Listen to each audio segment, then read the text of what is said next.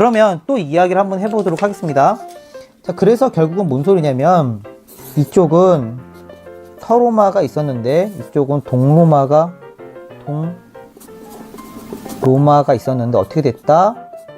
멸망했다. 그쵸? 이쪽은 프랑크 왕국이 이어지고 이쪽은 비잔틴 제국이 이어지다가 어떻게 됐다고요? 멸망했다. 이쪽은 쪼개진 거죠.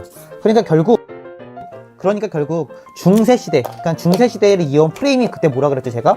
하나님이 되겠죠, 하나님. 그쵸, 메시아. 그러니까 메시아를 기다렸다는 거예요. 근데 보세요. 여기서 멸망했죠, 그쵸, 여기서.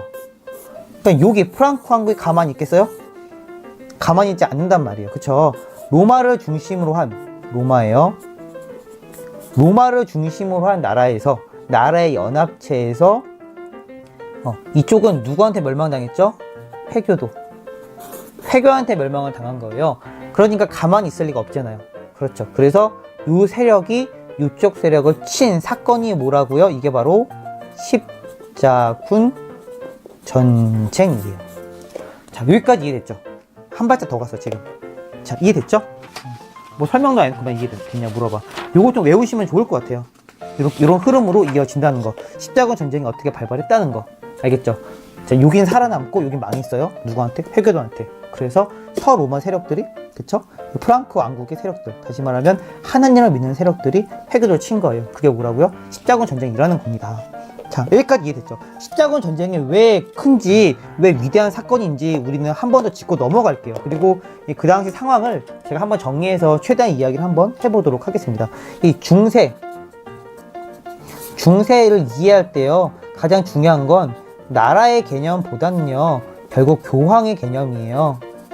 교황. 그러니까 제가 전에 이야기했나요? 나라의 개념이 들어선 거는 1700년대 또 1800년대 이후입니다. 그러니까 나폴레옹이 나라를 묶어서, 나라를 군대 삼아서 온 유럽을 쓸기 전까지 나라의 개념이 약했어요. 그러면 그 전에 어떤 개념이 있었겠죠? 바로 교황 시대입니다. 교황. 그리고 이 나라를 다스리는 왕. 또는 뭐가 있을까요? 귀족. 또는 가문. 요 체제로 가는 거예요. 유럽사는. 자, 이해됐죠? 그래서 이 서로마 제국이 무너지고 여러 나라가 섰다고 해도 핵심은 누구다? 바로 교황이에요. 교황. 그래서 교황이 그 시대의 왕이었던 거예요. 유럽의 왕. 사실상은. 그런데 교황이 저번에 누구라고 그랬죠? 기억나요? 메시아의 분체다라고 했죠. 메시아가 세운 사람이다. 그러니까 권위가 엄청났다는 거예요. 그런데 이 엄청난 권위가 어떻게 깨졌다? 바로 십자군 원정이 어떻게 했어요? 실패했어요. 그쵸? 이 사건 이후로 역사가 깨진 겁니다. 알겠죠? 이게 엄청 큰 거예요. 그래서 만약에 십자군 원정이 성공했으면 르네상스까지 안 나왔을 거예요, 사실. 왜냐면 교황의 힘이 막강하고 왕의 힘이 떨어지고, 그러다 보니까 문화예술은 발전할 수가 없었거든요. 신성이니까, 신성. 하나님을 그려? 어떻게 하나님을 그려? 이렇게 되는 거예요, 이제. 그러니까 문화가 발전하지 못했다고요. 그런데 교황권이 무너지고 왕권이 강해지면서 또 자본이 흘러들으면서 여러 가지 현상들이 발생한 거거든요. 자, 거기에 대해서 한번 지금부터 이야기를 쭉 해보도록 하겠습니다. 자, 보면요, 이 라인이 십자군 전쟁의 라인이에요. 자, 보면요, 1차가 1096년부터 99년까지거든요. 그쵸? 그러니까 1100년이라고 칩시다. 1100년부터 시작해서 1270년까지 총 8차례 공격을 해요. 8차례. 이 땅을. 엄청나죠, 그쵸? 왜 이 땅을 공격했을까요?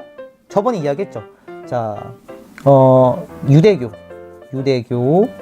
기독교, 회교. 유대교, 기독교, 회교의 그 중심 나라, 그러니까 중심 땅이 어디라고요? 여기라고요. 그쵸? 이거는 저번 시간에 이야기했으니까 뭐 더 이상 언급하지 않을게요. 그러니까 온 나라의 왕인 교황이 회교에게 이 땅을 먹힌 거예요. 그러니까 얼마나 자존심이 상해요. 그쵸? 그래서 이 땅을 회복하자 하면서 온 유럽이 무려 1170년간, 거의 180년간, 그쵸? 예, 전쟁을 해요. 그런데 이게 어떻게 됐다? 다 실패한 거예요. 자, 그럼으로 인해서 어떤 일이 발생하냐면 로마의 교황이 잡혀가기도 하고요. 교황권이 땅으로 뚝뚝뚝 떨어지게 돼요. 알겠죠? 그러면서 뭐가 생긴다? 바로 나라의 개념이 생긴대요. 그때부터 나라.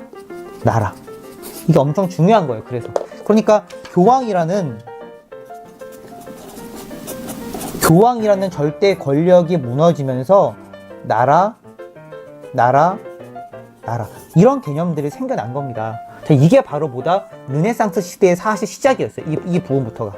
자, 왜냐하면 지금부터 설명을 해볼 테니까 잘 들어봐요. 자, 지금부터 굉장히 중요합니다. 자, 보면 알겠지만 전쟁이 180년 동안 이어졌어요.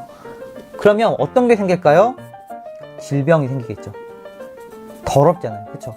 예. 못 먹고 못 자고 모두가 힘든 상태에서 하나님을 믿는다는 생각만으로 전쟁을 한 거예요. 180년 동안. 엄청나지 않아요? 그러다 보니까 위생 상태도 그렇고 나라가 엉망이 됐겠죠. 이겼으면 몰라. 또 졌잖아요. 그쵸? 그래서 질병이 생겨요. 그래서 어떤 일이 발생하냐면 유럽 인구의 몇 명이 죽을까요? 3분의 1이 죽어요. 엄청난 숫자죠? 그 당시로 따지면 2,500만 명이 죽었대요. 와, 만 원이래. 2,500만 명이 죽었대요. 엄청난 거예요. 유럽 인구의 3분의 1이 죽었어요. 이게 바로 흑사병이에요. 그러니까 전쟁으로 죽은 인구보다 전쟁 이후에 일어난 질병 때문에 죽은 사람들이 훨씬 더 많았어요, 사실. 엄청나죠, 그쵸? 그러니까 유럽이 거의 말 그대로 풍지박산이 난 겁니다. 네, 질병에다가 전쟁에다가 힘든 시기였죠. 자, 이 상태였는데요. 자, 이 전쟁이 길어지면서 어떤 일이 발생했냐면 무역이 발달해요. 그리고 상공업이 발달하기 시작해요. 자, 왜 그럴까요? 이거 여러분들 꼭 알아두세요. 세계 1차 대전을 중심으로 해서 상공업이 발달했어요. 그게 바로 은행이에요. 은행. 스탠차드. 그게 발달하고 세계 무역이 발달했거든요. 그러니까 전쟁이 일어나면 군수 물자 실어 날라야 되고 그 다음에 동서양이 만나게 되죠. 그쵸? 여러 가지 문물을 교환한단 말이에요. 전쟁을 통해서도. 그러면서 무역이 발달하고 상공업이 발달을 합니다. 이러면서 어떤 시대가 열리냐면 대항해 시대가 열려요.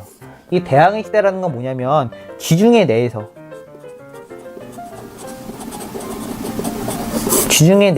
활발한 무역의 시대가 먼저 열렸다는 겁니다. 이해됐죠? 이 시대들.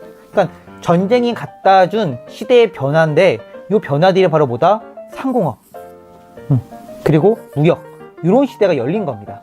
이러면서 뭐가 활발하게 돌죠? 돈. 알겠죠? 이게 핵심이에요, 핵심. 그러니까 문화가 발달하려면 뭐가 있어야 될까요? 당연히 돈이 있어야 돼요, 돈. 그러니까 내가 먹고 살기 힘들어. 막 가난해. 막 너무 어려워, 삶이. 그런데 절대 문화와 예술이 발전할 수 없어요.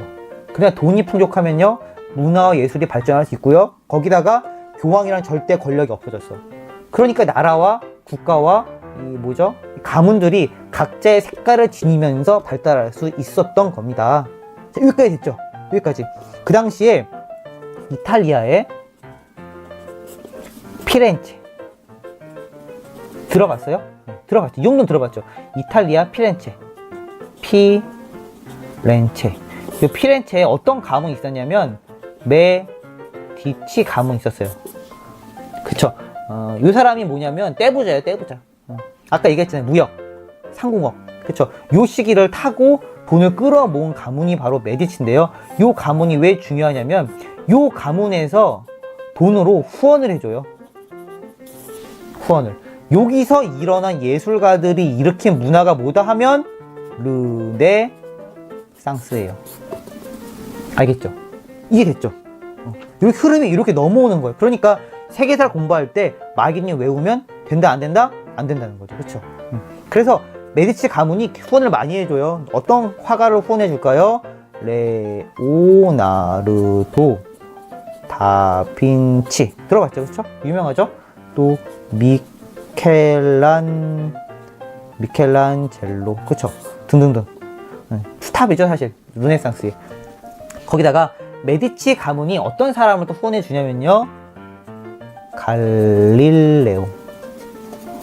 이런 사람들을 후원해줘요. 그러니까 이 사람들은 문화예술, 그림, 이 사람들이고, 갈릴레오는 바로 과학자죠, 과학의 아버지죠. 네. 요런 사람들을 후원해줘요. 그러면서 새로운 문화, 새로운 시대로 바뀌게 돼요. 여기서 르네상스가 뭐냐? 르네상스를 다른 말로 하면 신고전주의입니다. 신고전주의. 그러니까 르네상스가 왜 신고전주의일까요? 여기서부터 한 번만 더 설명을 하고 또 마치도록 하겠습니다.